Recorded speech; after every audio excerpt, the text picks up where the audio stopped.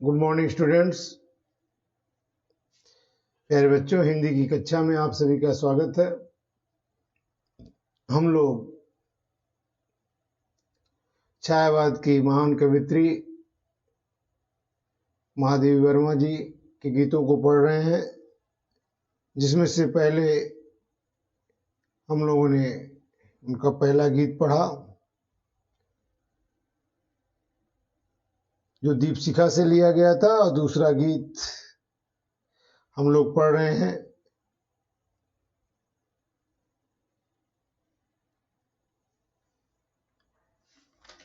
पहला गीत सांद गीत से लिया गया था। दूसरा गीत हम लोग पढ़ रहे हैं जो दीपशिखा से लिया गया है, और दीपशिखा से कुल 4 पदों में से 2 पद हम लोग पढ़ चुके हैं। आगे के 2 पदों को आज हम लोग पढ़ेंगे। चलिए सीधे हम लोग पाठ पर आते हैं। कल हम लोगों ने पढ़ा कि महादेवी वर्मा साधना के पथ पर अपरिचित होने के बावजूद या कठिनाइयों के होने के कारण भी अपने मार्ग से विचलित होने के लिए अपने पथिक प्राण को कहती हैं कि चाहे उसे जो है इस साधना के मार्ग पर उसके लिए भले अपरिचित हो, अनजान हो, और उस पथ पर चलने वाला यह पथिक भी भले अकेला हो, लेकिन उसे हर कठिनाइयों का सामना करते हुए आगे बढ़ते रहना है और अपने अमिट छाप छोड़ते रहना है, जिससे लोगों के लिए वह एक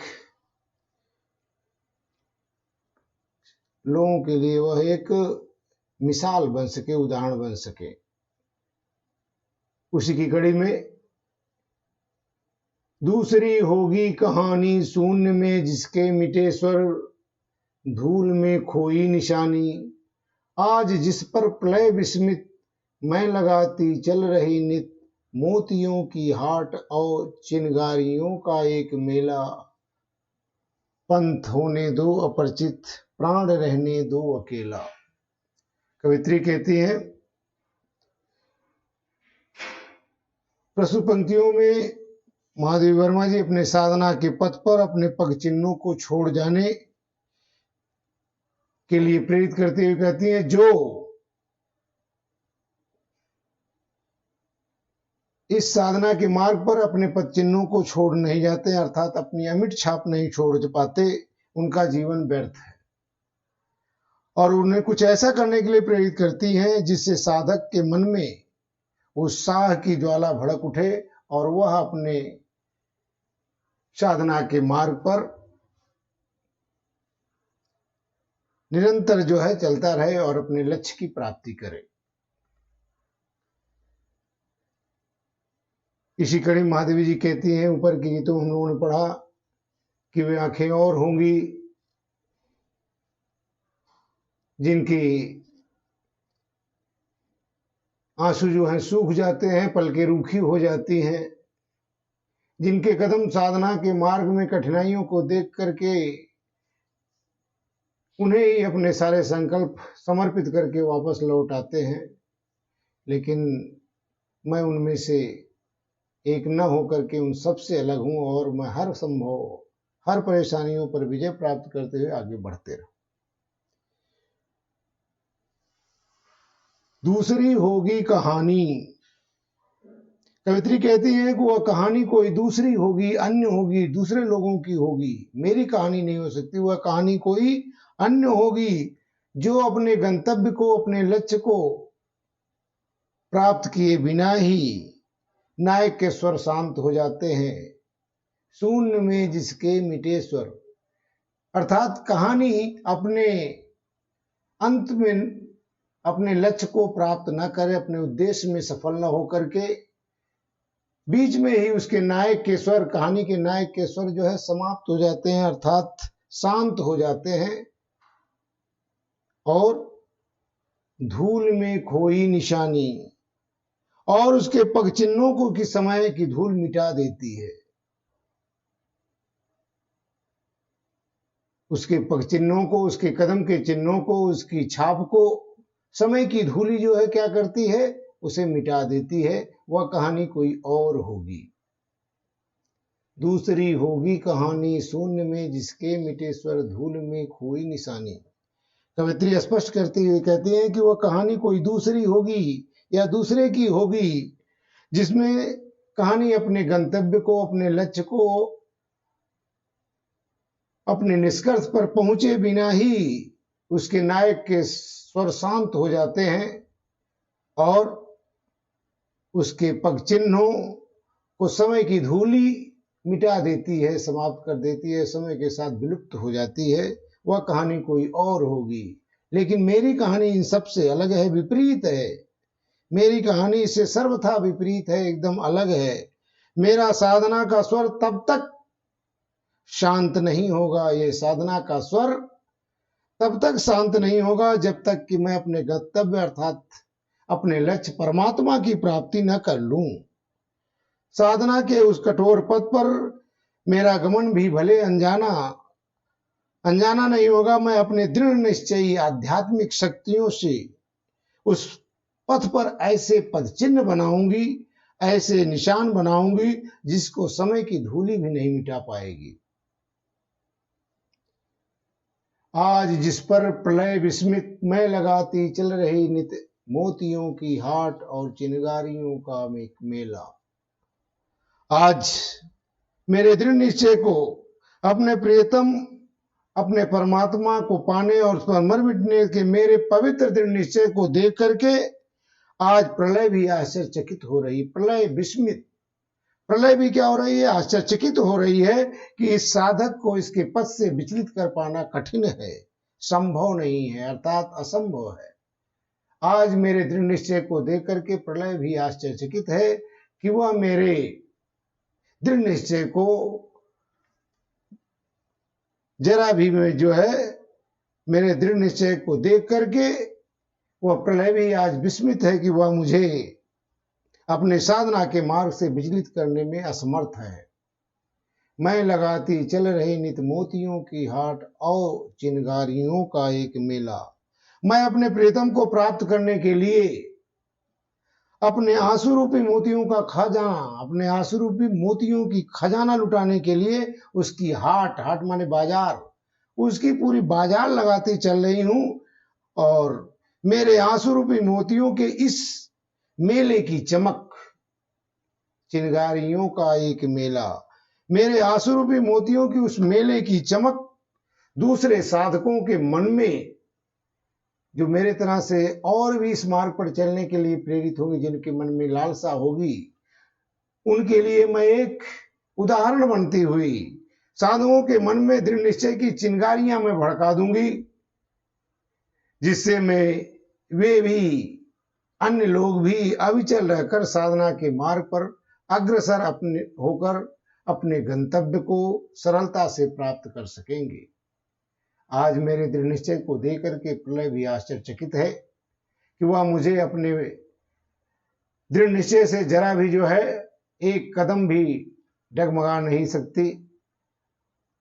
और मैं अपने आंसू रूपी मोतियों का खजाना लुटाने के लिए एक हाट, बाजार लगाती चल रही हूं, जिसमें मेरे आंसू रूपी मोतियों के चमक, मेले की चमक उन अन्य साधकों को और अन्य उस राह पर चलने वाले पथिकों को के हृदय में एक चिंगारी भड़का देगी, जिससे वे अविचल रह करके अपने साधना के मार्ग पर अग्रसर होकर अपने गंतव्य, अपने लक्ष्य को प्राप्त कर सकेंगे। आगे बढ़ते हैं। हास का मददूत भेजो, रोष की भ्रूभंगिमा पतझार को चाहे सहेजो। हास का मददूत भेजो, रोष की भ्रूभंगिमा पतझार को चाहे सहेजो। ले मिलेगा उर अचंचल वेदना जल स्वप्न सतदल, जान लो वह मिलन एकाकी विरह में है दुकेला। पंथ होने दो अपरिचित, प्राण रहने दो अकेला। हास का मददूत भेजो। कवित्री प्रिय मिलन के दृढ़ संकल्प का वर्णन करती हुई कह रही हैं कि हे प्रीतम, चाहे तुम मुस्कान से भरा हुआ हास माने मुस्कुराहट, मुस्कान का मधुर दूत भेजकर मुझे अपनी ओर आकृष्ट करो, आकर्षित करो, हास का मधुदूत भेजो। हे मेरे प्रियतम, चाहे तुम प्रसन्न होकर के, आनंदित होकर के मुस्कान का मधुर दूत भेजकर मुझे अपनी ओर आकृष्ट करने का प्रयास करो, अथवा अगर प्रसन्न नहीं होंगे तो नाराज होंगे, अथवा क्रोधित होंगे तो रोज की भ्रूभंगिमा पतझर को चाहे सहेजो, अथवा चाहे अपनी भावों की वक्रता अर्थात अपनी भावें टेढ़ी करके अर्थात क्रोधित होकर भावों की वक्रता, भावों को टेढ़ी करके क्रोध प्रकट करते हुए पतझड़ एकत्रित कर लो। चाहे प्रसन्न होकर के मधुमास अर्थात मधुर दूध भेज करके मुझे अपनी ओर आकृष्ट करो, अथवा क्रोधित होकर के भौहें की वक्रता को टेढ़ा करके क्रोधित होकर के चाहे पतझड़ एकत्र कर लो, अर्थात चाहे तुम प्रसन्न हो जाओ अथवा अप्रसन्न, किंतु मेरा हृदय, मेरा अडिग हृदय, मेरा अडिग दृढ़ निश्चय अपने वेदना का जल ले मिलेगा उर अचंचल, वेदना जल स्वप्न सतदल। आप चाहे प्रसन्न हो चाहे अप्रसन्न, दोनों ही परिस्थितियों में मेरा अडिग हृदय, अचंचल हृदय माना मेरा अडिग हृदय, वेदना का जल, पीड़ा का जल, वेदना का जल लेकर और स्वप्नों का कमल पुष्प, जिस प्रकार से हम देवता के लिए जो है जल अर्पित करते हैं और पुष्प अर्पित करते हैं, तो कवित्री यह कहती है कि आप चाहे प्रसन्न हो चाहे अप्रसन्न, दोनों ही परिस्थितियों में मेरा अडिग हृदय अपने वेदना का जल आपको समर्पित करने के लिए, अपने आंसुओं का, अपनी पीड़ा का जल और स्वप्न सतदल और स्वप्नों का कमल पुष्प आपकी सेवा में अवश्य अर्पित करेगा, अवश्य उपस्थित होगा, सेवा का जल लेकर के अवश्य उपस्थित होगा। आंसुओं का जल और स्वप्नों का कमल लेकर के, वह कमल पुष्प लेकर के आपकी सेवा में अवश्य उपस्थित होगा, आपसे मिलने अवश्य आएगा। जान लो वह मिलन एकाकी, विरह में है दुकेला। मैं तुमसे अवश्य मिलने आऊंगी, मिलूंगी। विरह की स्थिति में तो मैं,